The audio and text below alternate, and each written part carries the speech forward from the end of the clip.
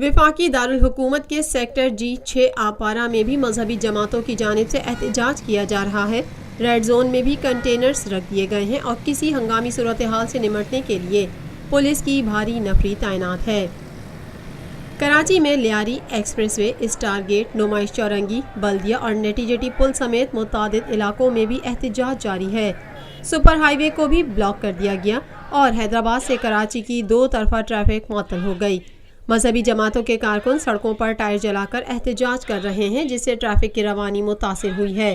Supreme court of Pakistan ने तौहीन रिसालत case में सजाए मौत पाने वाली आसिया मसीह को बरी कर दिया। अदालत ने आसिया मसीह की अपील पर 8 अक्टूबर को समाअत के बाद फैसला महफूज किया था।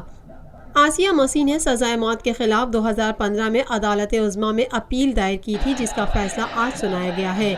मीडिया रिपोर्ट्स के मुताबिक सुप्रीम कोर्ट ने हुक्म दिया कि अगर आसिया बीबी के खिलाफ कोई और केस नहीं है तो उन्हें फौरी रिहा कर दिया जाए।